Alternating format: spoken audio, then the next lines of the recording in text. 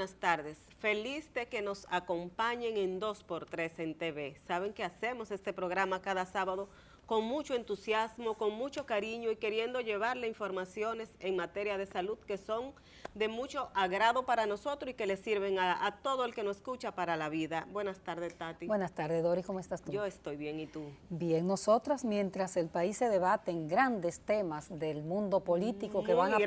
Muy grandes temas que van a permear porque permean toda la vida nacional. Es así, es así. Nosotras intentamos concentrarnos más en un aspecto político también, que es la salud, porque no podemos ser ingenuos, la salud, hay políticas de salud, y esa es la misión de 2x3 en salud, justamente. Así es, y en estos momentos preocupa mucho la alta incidencia que tiene el dengue en nuestro país y en los diferentes países de la región, porque como sabemos la Organización Mundial de la Salud lo había advertido desde que inició el año. El 2019 sería un año epidémico en materia de dengue y eso lo estamos viendo. Extraoficialmente en la República Dominicana, que es el tema que más preocupa, se registran más de 34 defunciones, pero el Ministerio de Salud admite que solo hay 3 muertes comprobadas por una comisión de auditoría. Así es. Recordemos que tradicionalmente, que es lo que nos llama la atención, tradicionalmente en nuestro país se hacen registros de la cantidad de fallecimientos sospechosos de dengue, porque clínicamente los médicos que atienden este tipo de pacientes pues lo identifican y ni siquiera ya le hacen prueba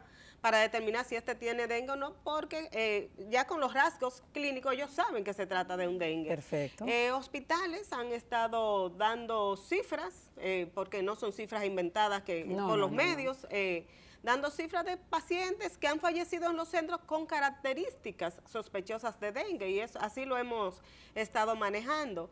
Pero existe un comité de auditoría que en lo que va de año reporta, según las palabras del ministro, porque en el boletín epidemiológico que se publica en las páginas de la Dirección General de Epidemiología dice que hay 0 muertes, pero el ministro confirmó 3.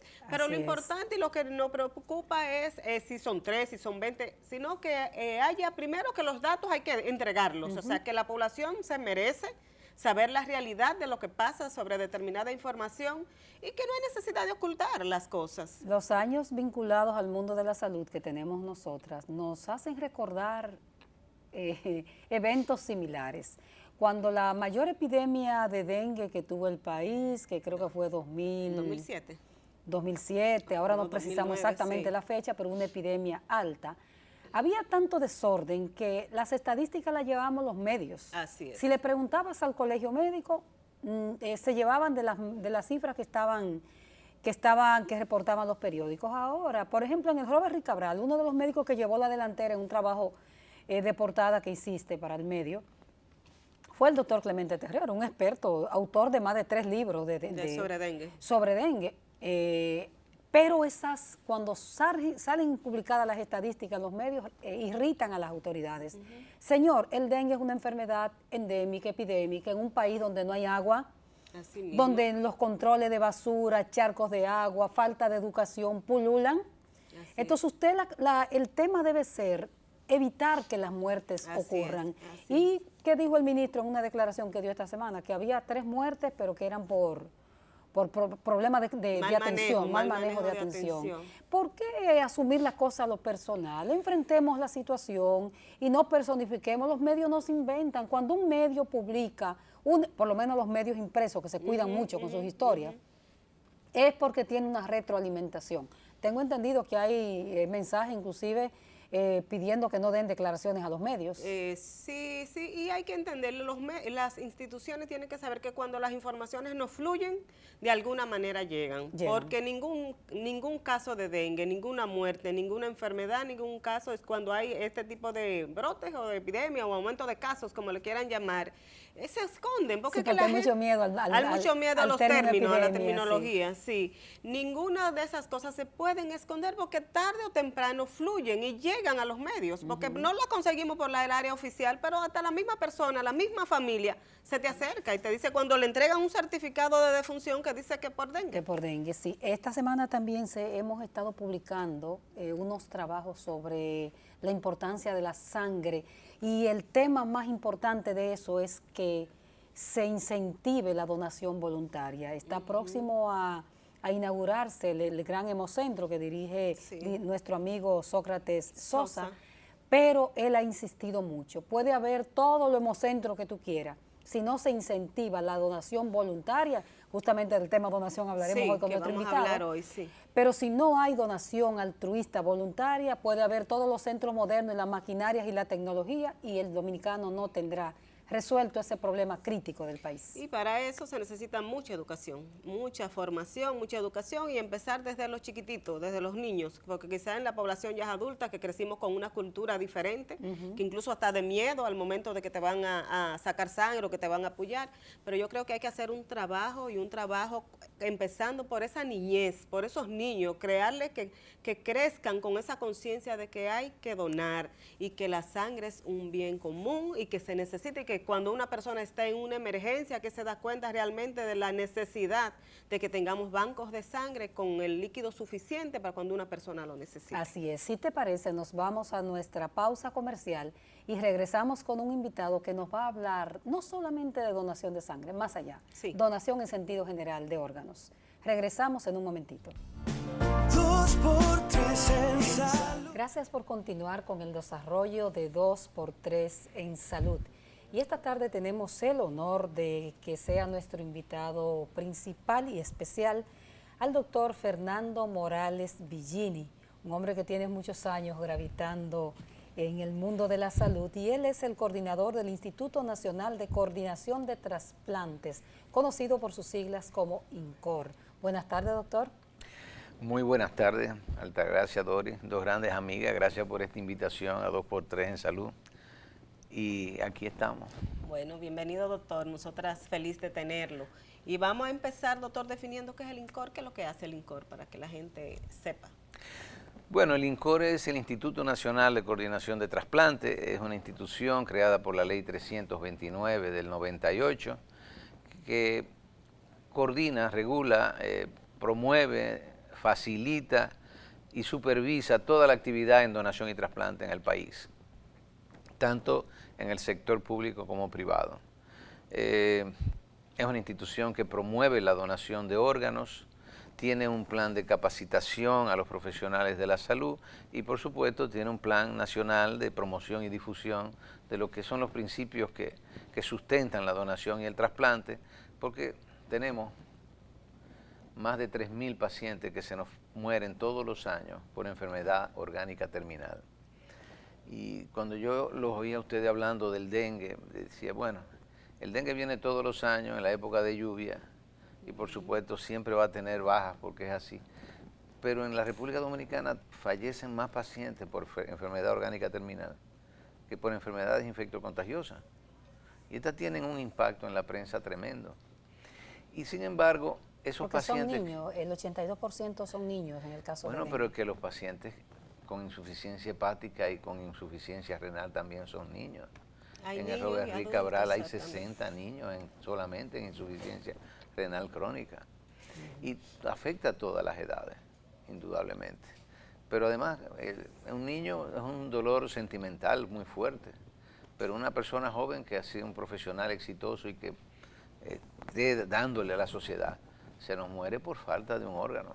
Y toda muerte es lamentable, Claro, independientemente pero yo de la edad. lo que quiero decirle a ustedes que, desgraciadamente, el trasplante, que es la única solución terapéutica para esas enfermedades orgánicas terminales, todavía estamos nosotros peleando espacios para lograr que se difunda, que se convierta en un tratamiento habitual en los principales centros de tercer y cuarto nivel de nuestro país.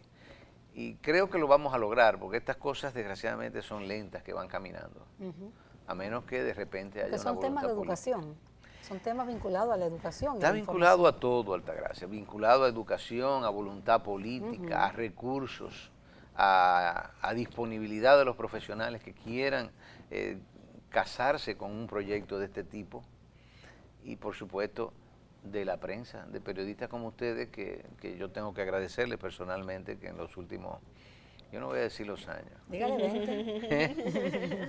pero hace más de 20 años que estamos trabajando con este tema y ustedes han sido dos pilares fundamentales en el desarrollo nuestro, en lo poco que hemos hecho todavía. Y yo creo que tenemos que estimular a otros periodistas, porque esto no es un problema de salud pública, no es un problema del INCOR nada más, es un problema nacional. Así es.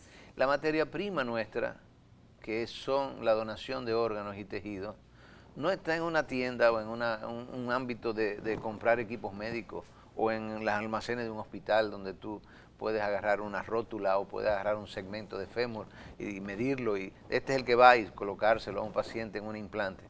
Esto es muy delicado en la sensibilidad humana porque esa materia prima descansa en la familia, en una familia en el momento más doloroso. Cuando un familiar, querido, hijo, padre, hermano, tiene un accidente o un accidente cerebrovascular y fallece, en ese momento más doloroso se le pide los órganos a esa familia. Sí. Y no todo el mundo reacciona bien. ¿Cuál es la realidad en este momento del trasplante de órganos en la República Dominicana? ¿Cómo estamos? Mira, yo sé que ustedes han hablado en otras ocasiones de que hubo un retroceso de alrededor de 3 años, pero ¿cómo estamos en la actualidad? Bueno, mira, en la actualidad te debo decir que tenemos un despunte positivo, son noticias buenas. Ya llevamos 13 donantes en lo que va de año. El año pasado en la totalidad fueron 9 nada más. O sea, sobrepasamos ya la cifra del año pasado y tenemos una expectativa de llegar a 20 trasplantes. Ojalá pasemos de 20 trasplantes, de 20 donantes. ¿Y cada donante, doctor, qué? Da 2 riñones, un hígado en nuestro país, da corazón, pulmón, páncreas, intestino y piel, córneas, o sea, mucho. De los donantes de tejido, específicamente de córnea, porque el país todavía no tiene un banco nacional de órganos. Eso iba.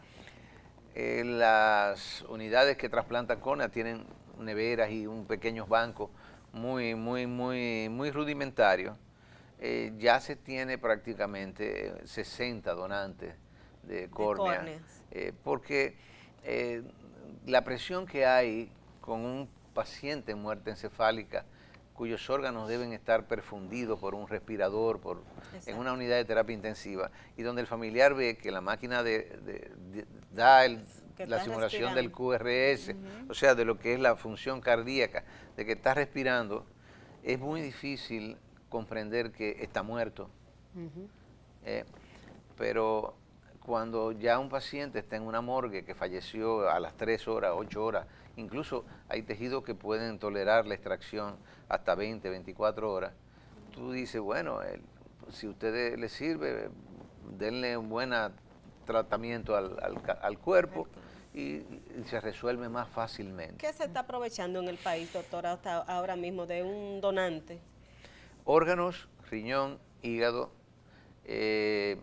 médula que no se hace de donantes cadavéricos, sino de vivo, y córnea. Eso es lo que esencialmente se está aprovechando. ¿Y si hubiera un banco, doctor? Tuviéramos posibilidad de trabajar córnea, cartílago, hueso, válvulas cardíacas, una cantidad de productos. Solamente en los subproductos del hueso, segmentos óseos y polvo de hueso, se gasta un dineral en nuestro país. ¿Y qué hace falta para que tengamos ese banco? Bueno, creo que es un proyecto que debe salir ahora con la ciudad sanitaria, Luis Aybar. En ese proyecto está la creación de un banco polivalente de tejido. ¿Su hospital, y doctor? ¿Ese fue su hospital, por Fue ejemplo? uno de ellos. Yo he pasado por varios hospitales en el país, pero ese fue uno de ellos, indudablemente, de Altagracia. Ahí desarrollamos un buen programa de trasplante en un momento dado. Eran de vivos relacionados en ese momento, pero que realmente inspiró a que... Sí, renales. Y yo creo que ahí, ese banco polivalente, en Santiago hay otro que es la iniciativa de un grupo de profesionales de Santiago sobre quemados, fundamentalmente para piel.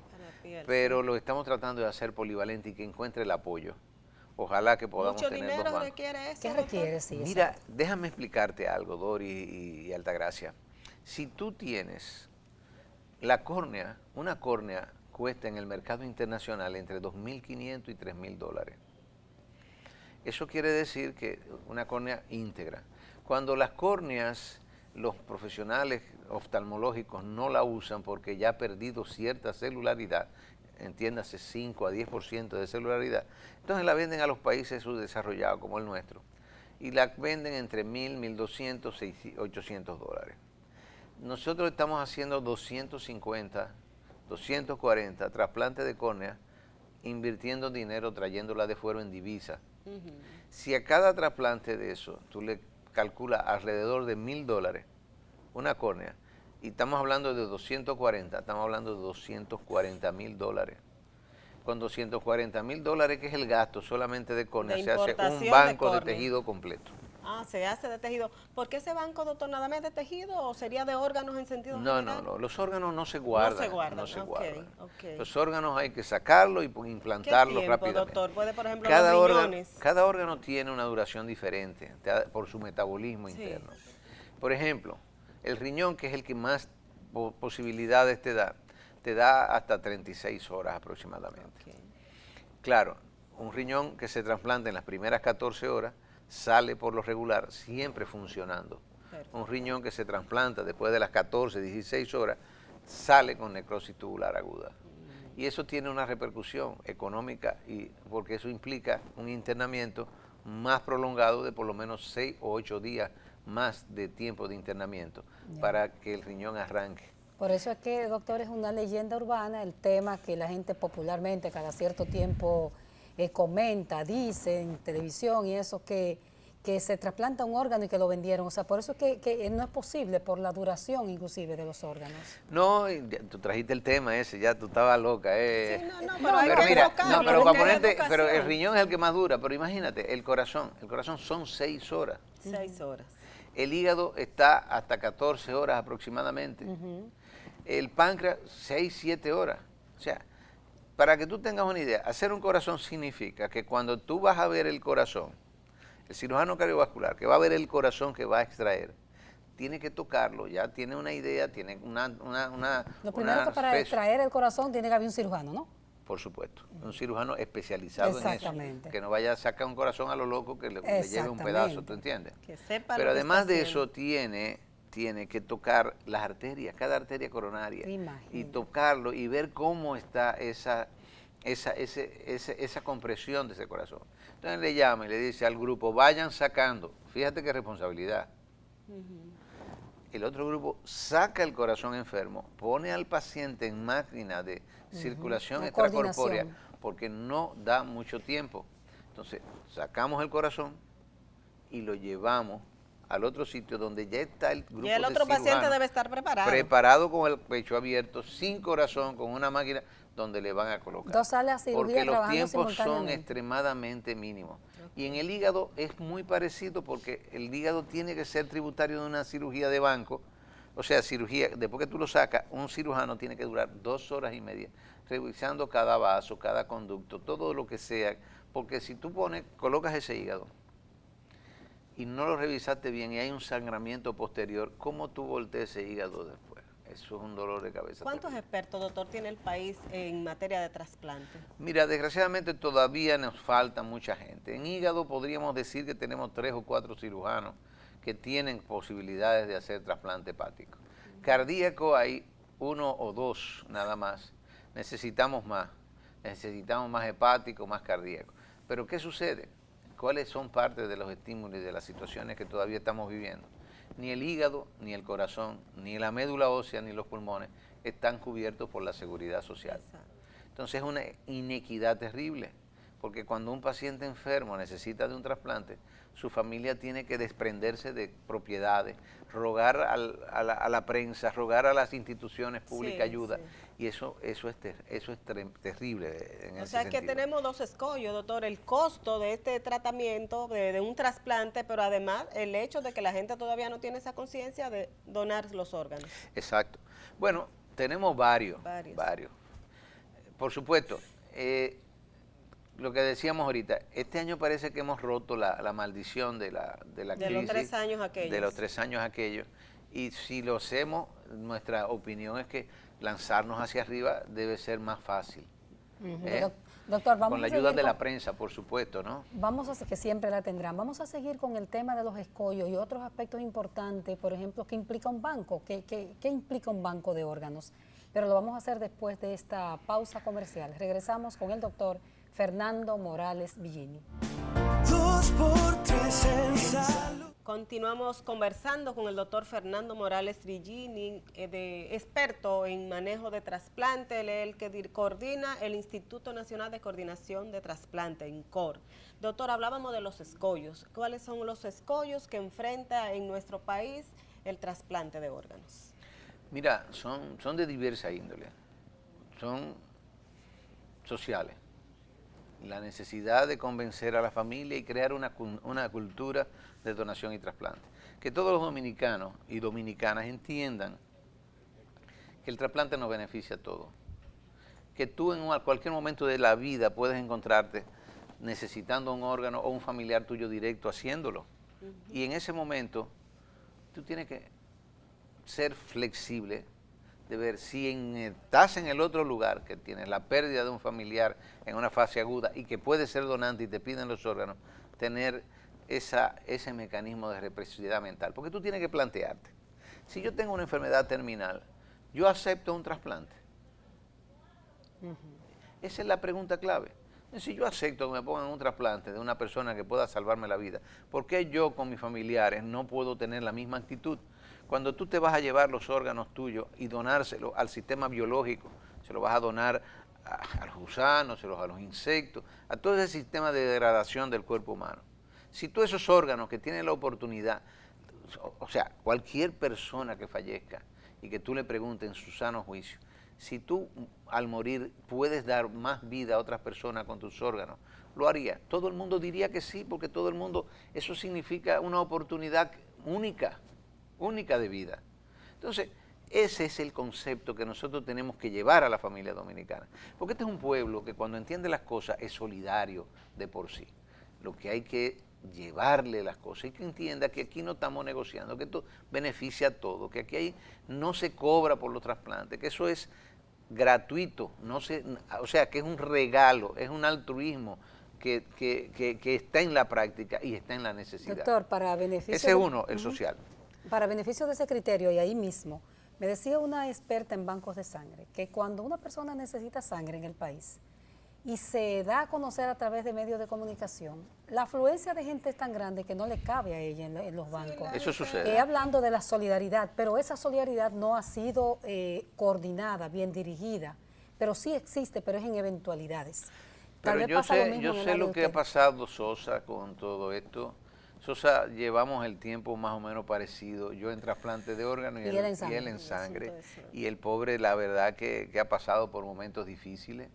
En este momento tiene la oportunidad de desarrollar lo que fue su sueño, ese Banco Nacional de Sangre. Y con él, tú entiendes, indudablemente concientizar a la gente. Yo creo que tenemos que hacer planes conjuntos para poder promover la donación como un acto normal y social y Doctor, cultural. En los recursos económicos, ustedes como institución... Es el otro etapa, el otro escollo, los exacto. económicos. Lo económico. Vamos Indudablemente no, tenemos una seguridad social que acaba de admitir una resolución, la 431, que indudablemente le da cobertura a la donación. Eso nos amplía a nosotros, porque antes no teníamos, la donación no se pagaba. No se incluía, no estaba incluida. Incluye los medicamentos de trasplante, que el Ministerio de Salud Pública y el gobierno dominicano lograron crear el grupo, la Dirección de Medicamentos de Alto Costo, y le daban los medicamentos de trasplante y oncológicos y de enfermedades complicadas o muy raras a todos los pacientes esos medicamentos de forma gratuita. Hoy están incluidos. Lo que le falta al Ministerio es completar el mecanismo suficiente para poder hacer un retorno de los recursos que invierte y poderlos dedicar a otras cosas. Pero lo económico, en la seguridad social es fundamental lograr que todos los tipos de trasplantes estén incluidos y no con $1 millón de pesos como ellos lo ponen como parte, porque sino un trasplante se lleva que mucho se más. lleve lo que se lleve. Lo que se lleve, ¿no? ¿Tú entiendes? Que no sea haya límite. presupuesto abierto sin límite. Cuando logremos eso, entonces tendríamos el gran empujón social, económico, perdón. Y lo otro es que realmente haya una voluntad política sólida de apoyo a la donación. Que lo entiendan allá arriba. Y que si lo entienden y le dan apoyo a esto, hay un cambio extraordinario. Uno de los elementos que sucedió en España fue que en un momento dado el gobierno entendió lo que estaban exigiendo en cuanto a la donación y España se convirtió en el líder mundial de donación y trasplante desde el año 89 hasta la fecha. Sí. Nadie ha podido desplazarlo. Y eso es una cultura en España en este momento. Decirle que no a la donación es prácticamente algo que significa vergüenza.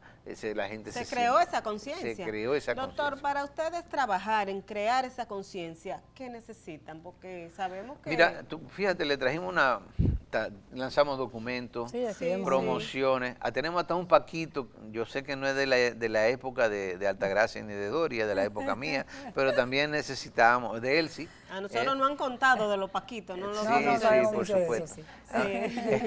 Ustedes no estuvieron cambiando paquitos. No vemos un trabajo de comunicación. No llegamos Entonces ahí. tenemos una serie de publicaciones para los medios de comunicación, o sea, ¿qué es la comunicación en la medicina, en la donación y el trasplante? Tenemos de bioética, mira. Mira, aquí tenemos. De bioética. O sea, ¿qué documentos tenemos? Estamos tirándolo. Tuvimos la suerte de que nos oyeran y nos hicieron un pequeño aumento de presupuesto. Y teníamos pendiente en la gatera una serie de 6, 7 libros. Y ya vamos sacando. Hay 3. Ahí está el manual de diálisis. Ese manualito es mágico porque pretende darle al paciente la información de cuáles son sus derechos y sus deberes en cuanto al trasplante. Y que ellos sepan cuáles son los mecanismos de optar. Porque hay mucha gente que está en diálisis y realmente no tiene ni idea de cómo acceder al trasplante. Exacto. O le han metido miedo y hay quien pueda aprovecharse también de darle una información equivocada. Todo eso sucede. De esa forma nosotros logramos que el paciente se apodere y sus familiares de una información verídica. ¿Por qué no tienen ustedes a nivel de televisora oficial, por lo menos, un spot, un mensaje permanente? Porque es verdad que las campañas masivas tienen su cuestionamiento, pero es bueno llegar al sentido general. Tal vez ustedes están haciendo trabajo con los sectores que toman decisiones, directores de hospitales, pero ¿qué es lo que están haciendo en materia de Bueno, mira, Altagracia, nosotros acabamos de filmar 2 spots. 2 spots, estamos dándole los toques finales. Como sabemos que ustedes son personas muy queridas y que saben la importancia de esto, y como tuvimos un encuentro con uno de los directivos de esta empresa, yo creo que vamos a ponerlos aquí pronto. Tenemos artistas, tenemos deportistas, tenemos políticos, teatristas, tenemos modelos, comunicadores sociales, toda una serie de gama de spots promoviendo la donación con un mensaje muy de ellos, ¿no? Que te pone a la gente a pensar en la donación, sobre todo. Y ahí viene ya tenemos el social, el económico, la voluntad política y por supuesto la dedicación de los profesionales a entrenarse, a brindar excelencia en su trabajo. Yo creo que esos son los 4 pilares esenciales.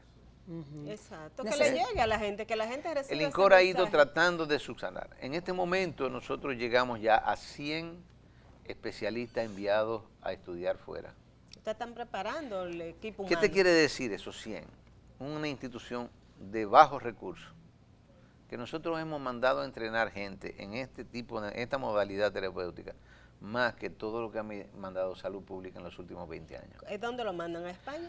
Fundamentalmente España, hemos mandado a Argentina, hemos mandado a algunos países a hacer cursos. ¿Y cuando viene ese personal preparado, los captan o los dejan sueltos? El problema está ahí también, de que no hemos logrado que ese personal esté en el lugar que tiene que estar. Así es. Y eso ha costado reuniones y no hemos podido lograr hacer eso. ¿De quién depende eso, doctor? Depende del Servicio Nacional de Salud en estos momentos, que es una institución nueva que está muy complicada en cuanto a las demandas de trabajo. Pero es bastante receptivo cuando se reúnen con él, si lo entiende.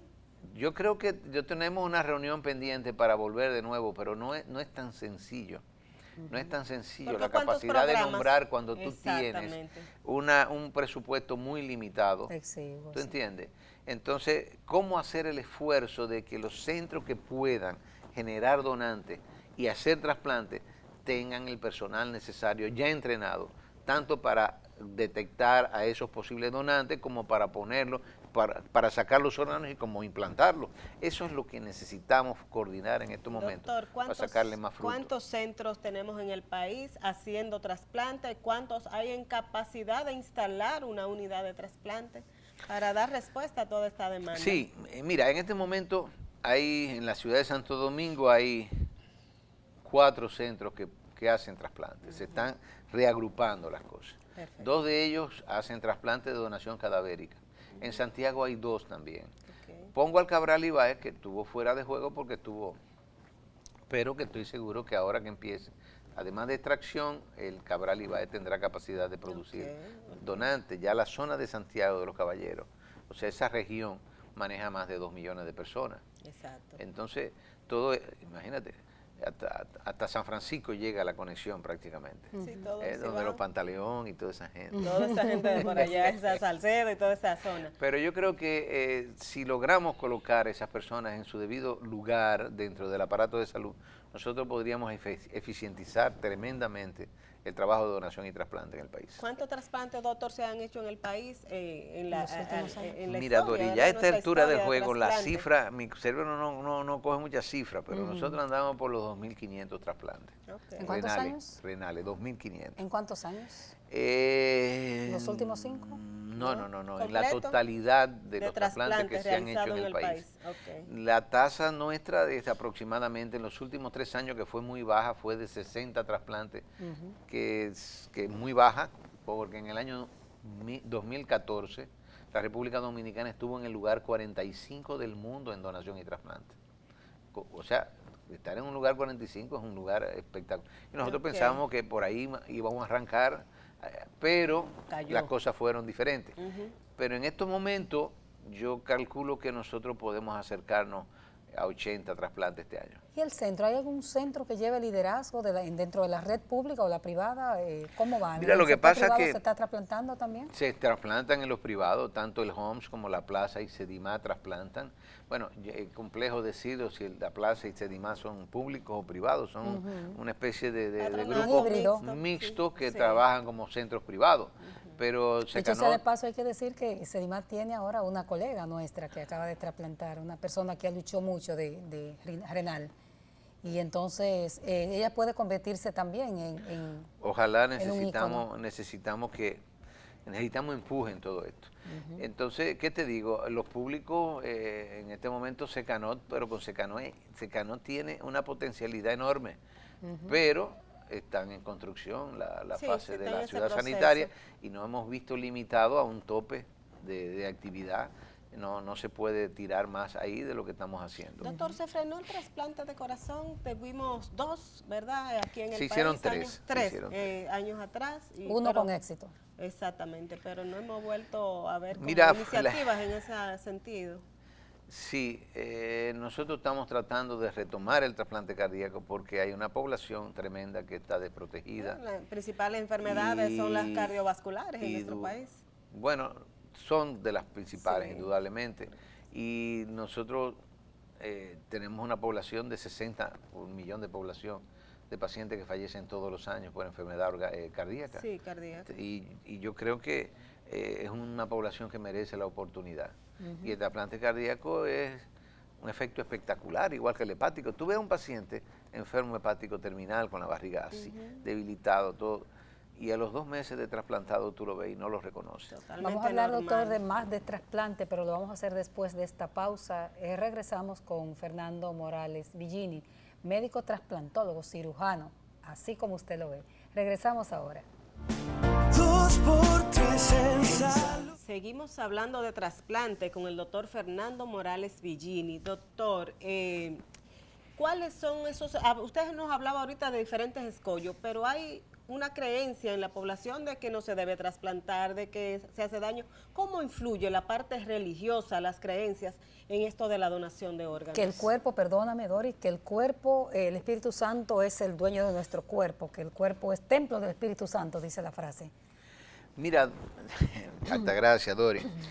Indudablemente, los problemas de las creencias y los mitos que se van arraigando en la sociedad son elementos que tenemos que combatir y llevarlo a su justa dimensión. Por ejemplo, las personas creen que si le sacan los órganos a su familiar el cuerpo se deforma. Todo lo contrario, el cuerpo, al sacarle los órganos, tiene mayor capacidad de exposición en tiempo. se reconstruye Permanece más tiempo perfectamente. expuesto, exacto. Exactamente, porque esos órganos que se descomponen más fácilmente no se van a descomponer y tú además le dan un tratamiento. Es un tratamiento excelente que el que se le da a los pacientes después de traer los órganos. Segundo, las creencias religiosas. Muchos pacientes aducen creencias religiosas. Exacto. Y ellos no lo conocen. Y sin embargo se desconoce en nuestro país, y lo desconocen la mayoría de las religiones o de los representantes religiosos, que todas las religiones apoyan la donación y el trasplante. La Iglesia Católica solamente, los 3 últimos papas, han mandado más de 5 veces opiniones favorables a la donación y el trasplante. El único evento científico que se realizó en el Vaticano, tanto en el año 2006 como en el 2009, fue relativo al trasplante. 2 eventos científicos organizados por el Vaticano que apoya la donación, apoya el trasplante. Es una forma, imagina la forma de Cristo que dio la vida por los demás, que tú des los órganos para que otros vivan. Hay una serie de similitudes, de frases extraordinarias, que los feligreses de las diferentes tendencias religiosas tienen que conocerlo. Entonces, en ese sentido estamos trabajando con los trabajos con las iglesias evangélicas y con la Iglesia Católica para publicar un libro, un folleto que oriente sobre lo que es la actitud de la religión frente a la donación y el trasplante, que es una actitud completamente a favor. Y con eso que la gente entienda de que no es una excusa de la parte religiosa. Esos son elementos que tenemos que ir, mitos que tenemos que ir borrando de la mente nacional poco a poco. ¿No han logrado, por ejemplo, que los líderes religiosos, ya sean sacerdotes, pastores, en sus homilías, que le llega mucho a la gente las homilías, puedan dedicarse un día, por ejemplo, pedírselo a los curas, que un día en su homilía pues hablen de la donación de trasplantes? Esa es una parte del plan que tenemos con la publicación de eso y las reuniones que estamos realizando. Hicimos unas reuniones con los pastores, un desayuno con más de 70. Concientizarlo, ¿verdad? Y sobre con eso. ellos tuvieron una actitud positivísima, son gente muy Abiertas. sentida y abierta a lo que es las necesidades nacionales y comprenden de que muchos de su feligresía tienen problemas con pacientes que necesitan claro. trasplantarse. Los católicos también, yo creo que vamos a tener una gran participación. Y como tú dices, en la homilía, nosotros, por ejemplo, el año que viene vamos a tener, la República Dominicana va a ser la sede de celebración del Día Mundial del Donante. Vamos a hacer una serie de actividades que próximamente vamos a ir trayéndolas, pero necesitamos que haya una misa o una semana donde se hable de este tema. En las iglesias. En las iglesias evangélicas, en las Exactamente. pentecostales, en todas las iglesias que haya Perfecto. en el país. Porque incluso los testigos de Jehová, que no quieren con la donación de sangre, aceptan exactamente. la donación de órganos, siempre y cuando sea adecuadamente lavado ese órgano. Y eso no es problema. Doctor, ¿con qué otros sectores ustedes han estado reuniéndose, creando esa conciencia nacional? Mira, estamos dando conferencias en las escuelas. Muy Ya importante. llevamos más de 60 conferencias en escuelas. Este año un grupo dedicándole mucho espacio de tiempo a eso. A los profesionales de la salud, a los nuevos, a los médicos legistas, porque acuérdate que cada traumatismo el médico legista es que toma la decisión. El tema de los traumas. Entonces, ¿qué pasa con los médicos legistas? Es una situación, los médicos legistas dominicanos tienen salarios bajos, entonces duran 2 años, 3 años ahí. Se van, vienen nuevos, no conocen sobre esto, y cuando tú estás buscándolo y llamándolo para que tomen una decisión, desaparecen, no hay quien te levante el teléfono. Entonces tenemos que darle Y ellos son fundamentales, sobre todo en ese levantamiento. Periódicamente tratar de que ellos se mantengan al día con lo último de donación y trasplante para que tomen la decisión correcta. Bueno, doctor, ya nos queda un solo minuto. Vamos a ver qué mensaje usted quiere darle a la población en este sentido antes de cerrar el programa. Dori, Altagracia, yo agradecerle de nuevo la invitación y decirle a toda esta teleaudiencia que lo sigue, que indudablemente pongamos nuestro grano de arena para lograr que todos los dominicanos entendamos y tomemos una actitud positiva hacia la donación de órganos. Recordemos que sin donante no hay trasplante. Así es. Y que eso podrá satisfacer las necesidades terapéuticas de muchos pacientes, de muchas familias cuyos pacientes fallecerán si no tienen un órgano para ser trasplantado. Ahí está el mensaje clave, de agradecer al doctor Fernando Morales Villini, a Elsie Hernández, que está aquí acompañándonos también, y decirle que este programa está a su entera disposición, tanto para un mensaje, un spot que quieran poner o cuando quieran comunicar algún mensaje clave a la comunidad. Muchísimas gracias, doctor. Gracias a ustedes. Y a ustedes será hasta el próximo sábado. Gracias por la oportunidad que nos permiten cada sábado de entrar a sus hogares con contenidos preparados con cariño. Nos vemos el sábado.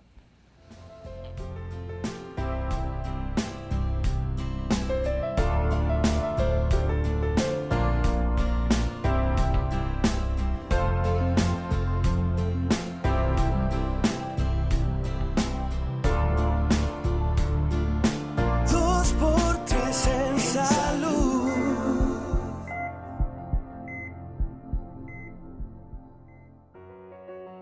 Seguros Universal, la aseguradora líder en República Dominicana, presentó